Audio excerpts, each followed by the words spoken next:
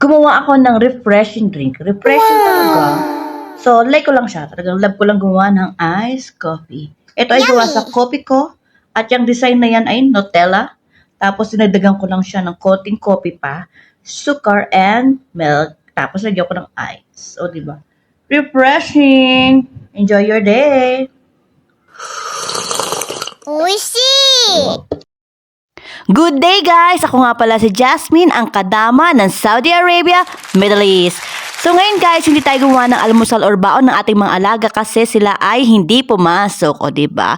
Pahinga tayo ngayon sa pagbaon. Pero nagising ako ng maaga dahil gumawa ako ng aking healthy habit tuwing umaga, ang turmeric, ginger at kalamansi na merong bawang.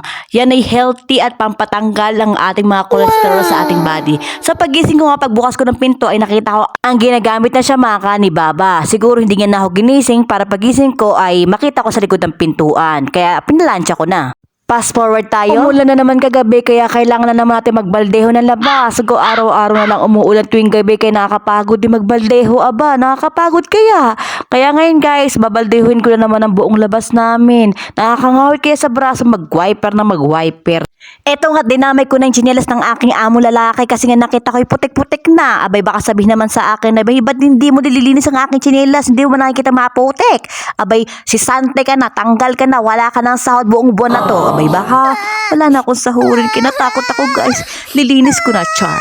Joke lang yun guys, sabay tang mga amo ko. Charot! Misa may mga sungay din sila. Kaya guys, ingat-ingat din pag may time. So ngayon guys, pagkatapos ko nga niyang brushin, ay nilagay ko sa ibabaw ng duyan ng aking mga alaga kasi yun ang pinaka-safe place. Kasi nga ang buong paligid ay punong-puno ng putik. Dito pag umuulan, hindi ko maintindihan, may kasamang putik at buhangin. Kaya napakadumi. Kailangan mo talaga baldeho ang buong paligid kasi hindi mo talaga siya ma-attempt at baka may mga alaga ka ay hindi makakapaglaro sa labas ng bahay kasi nga sa sobrang dami ng buhangin. Diyos ko po, nakakapagod din kaya magbaldeho na magbaldeho. Yan ang mahirap dito sa Saudi Arabia.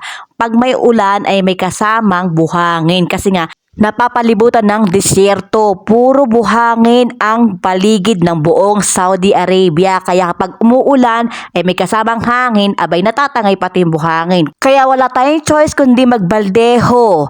Ay bay, wala na tayong magagawa kung araw-araw umuulan ng buhangin. Ay araw-araw din tayo magbabaldeho ng buong paligid. No choice tayo mga guys. Banat na banat ang ating mga braso, kaka-wiper at kakabaldeho araw-araw. O diba, binirush ko pa yung pinakapintuan namin sa sobrang kapal ng buhangin na dumapo sa aming bahay. O diba? Ang init ng araw na yan, nakatirikan. Abay ako nagbabaldeho. Sana all, ako ba'y nililitsyon dito?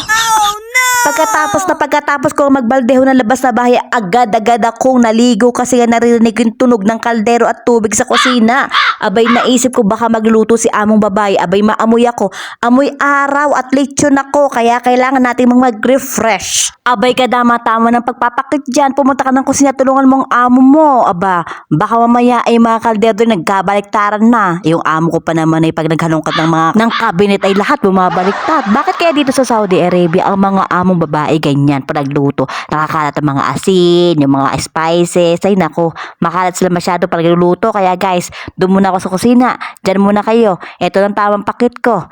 Last na to, last na. Hindi pa ako nakakapasok ng kusina. Abay, tinaboy na ako ng amo kong babae. Abay, sabi niya hindi niya raw kailangan kasi kaya niya na mag-isa. Kaya ayun guys, ang ginawa ko ay kinuha ko na lang uniform ng aking alaga at nilabahan ko na lang para malinis ang gagamitin niyang uniform bukas. Inaanlawan ko na nga at para maibabad na, hindi ko muna siya agad kukusutin kasi medyo may dumi siya na mancha konti. Kaya kailangan natin siya ibabad ng mga 10 to 15 minutes para naman pumuti ng maigi. So after ko niyan ibabad at kukusutan, syempre i-dryer ko na lang yan. Hindi ko nagsasalang sa washing machine kasi nga isang piraso lang naman. Abay, baka magreklamo si amo.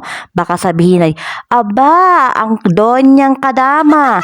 Puro washing machine ang nagana. Pag yan nasira, ikaw na ang bibili na bago. Abay, baka wala na matira sa sahod ko pag ako bumili ng washing machine na bago. Abay, hindi ko nakakayanin yun mga guys. Ako'y mahirap lamang kaya nga ako nag-abroad para kumita ng pera, hindi para magbayad ng washing machine. At ito pang masaklap, nakaramdam ako ng gutom kaya gumawa ko ng sandwich. Baka sabihin sa akin ng amo ko, "Abay, patay gutom kang kadama ka. Wala ka nang ginawa kundi kumain lumamon. Abay, anong gusto mong gawin sa buhay? Ganyan na lang. Abay, tatabahan ng tataba niyan. Patabaing baboy ka ba rito?" Hindi ko lang talaga mapigilan ng hindi kumain at ako ay mangayaya at nakakahiya naman, di ba?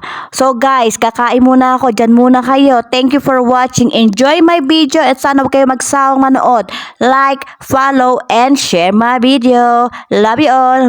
Mwah. Grabe, nagugutom na talaga ako.